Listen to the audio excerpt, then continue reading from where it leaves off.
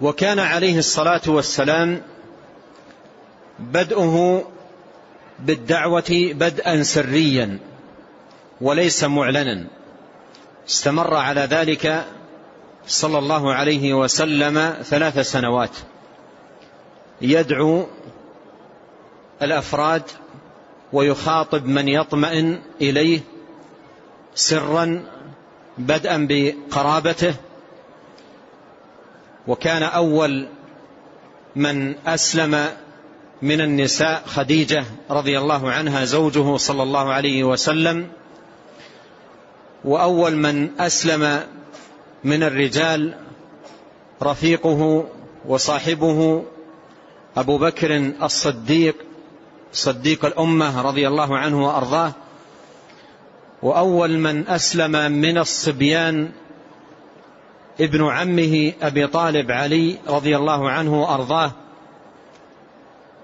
وأول من أسلم من الموالي زيد ابن حارثة رضي الله عنه، وأول من أسلم من العبيد بلال رضي الله عنه.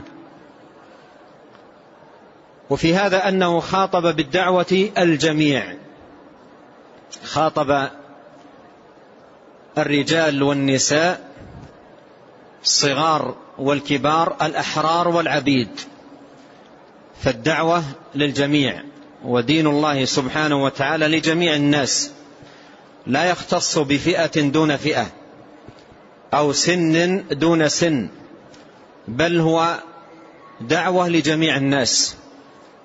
وهو عليه الصلاة والسلام بعث رحمة للعالمين. وكان أول الأمر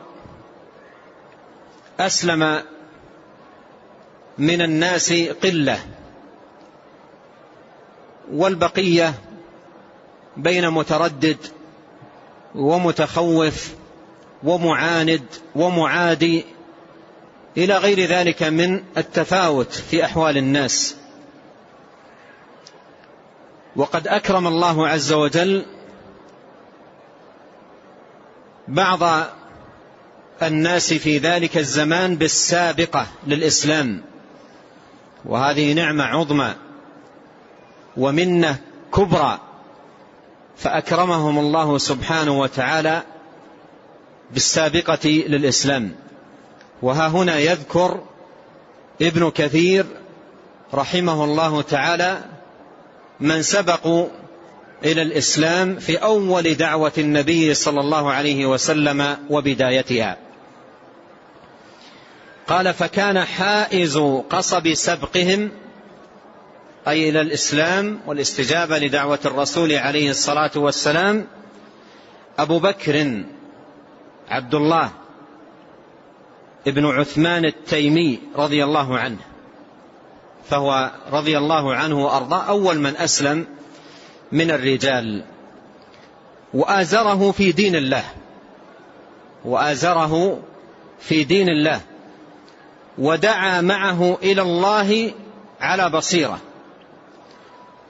فأبو بكر رضي الله عنه كان أول من أسلم من الرجال، وأيضا بدأ بهمة عالية في الدعوة إلى هذا الدين، فشرح الله سبحانه وتعالى صدره لهذا الدين وقبوله واعتناقه والدخول فيه، ومن ثم الدعوة إليه، فدعا إلى الله سبحانه وتعالى بهمة عالية.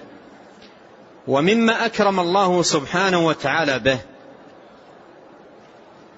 صديق الأمة رضي الله عنه أن عددا من السابقين للإسلام أسلموا على يديه، ولا سيما من هم من خيار أصحاب النبي عليه الصلاة والسلام ومن المبشرين فيما بعد بالجنة. ولهذا قال: فاستجاب لأبي بكر عثمان ابن عفان وطلحة وسعد بن أبي وقاص. وأيضا ذكر أن الزبير بن العوام وعبد الرحمن بن عوف وأبو عبيدة استجابوا له، وكل من العشرة المبشرين في الجنة، وكان دخولهم في الدين على يد صديق الأمة رضي الله عنه وأرضاه. فكان داخلا دخولا أوليا في قول نبينا عليه الصلاة والسلام: لأن يهدي الله بك رجلا واحدا خير لك من حمر النعم.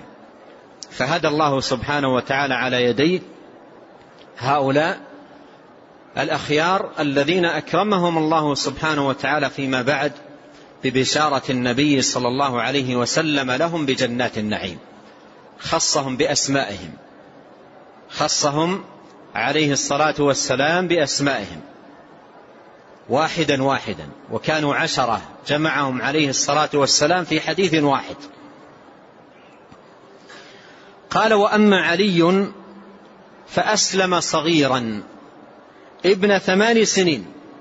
أسلم صغيرا ابن 8 سنين، وهذه أيضا سابقة عظيمة لعلي رضي الله عنه في الدخول في هذا الدين. ومن المعلوم أن الصغير الذي في هذا السن لا يتزحزح في الغالب عن عقيدة أبويه، ولهذا قال في الحديث عليه الصلاة والسلام: فأبواه يهودانه أو ينصرانه أو يمجسانه، لأنه في الغالب في مثل هذا السن لا يتزحزح، وينشأ ناشئ الفتيان منا على ما كان عوده أبوه. فأكرم الله سبحانه وتعالى علي رضي الله عنه بالدخول في الدين وهو صغير السن ابن 8 سنوات، فكان أول من أسلم رضي الله عنه وأرضاه من الصبيان. قال: فأسلم صغيرا ابن 8 سنين، وقيل أكثر من ذلك، فقيل إنه أسلم قبل أبي بكر وقيل لا. قيل إنه أسلم قبل أبي بكر وقيل لا، يعني اختلف في من هو أول من أسلم. قيل إن أول من أسلم خديجة، وقيل إن أول من أسلم أبو بكر، وقيل إن أول من أسلم علي، وقيل من أول من أسلم زيد بن حارثة، وقيل أول من أسلم ورقة ابن نوفل. ذكر في ذلك في كتب السير والأخبار خلاف بين أهل العلم في ذلك، لكن كما قال شيخ الإسلام وحكى على ذلك الاتفاق، وهو الأورع أيضا في هذا الباب، أن يقال أول من أسلم من الرجال الأحرار أبو بكر، وأول من أسلم من النساء خديجة، وأول من أسلم من الموالي زيد، وأول من أسلم من العبيد بلال. جاء في مجموع الفتاوى لشيخ الإسلام قال: وأول من أسلم من الرجال الأحرار البالغين أبو بكر، ومن الأحرار الصبيان علي، ومن الموالي زيد بن حارثة، ومن النساء خديجة أم المؤمنين. وهذا باتفاق أهل العلم، وهذا باتفاق أهل العلم. وذكر نحو هذا ابن الصلاح في كتابه في علوم الحديث، وزاد: ومن العبيد بلال، وزاد: ومن العبيد بلال. وقال في مقدمة ذكره لأول من أسلم قال: والأورع أن يقال، ثم ذكر أن من الرجال أبو بكر إلى آخره. فهذا الأورع في هذا الباب، يقال اختلف في أول من أسلم، لكن باتفاق أهل العلم أن أول من أسلم من الرجال الأحرار البالغين أبو بكر، وأول من أسلم من الأحرار الصغار الصبيان علي، وأول من أسلم من النساء خديجة. وفي قول جماعة من أهل العلم أنها أول من أسلم إطلاقا، فهي أول من أسلم وأول من ناصر النبي عليه الصلاة والسلام. ومر معنا كلامها الجميل في تثبيتها له صلوات الله وسلامه عليه. وأول من أسلم من الموالي زيد، وأول من أسلم من العبيد بلال. وهذا هو كما قال ابن الصلاح الأورع في هذه المسألة.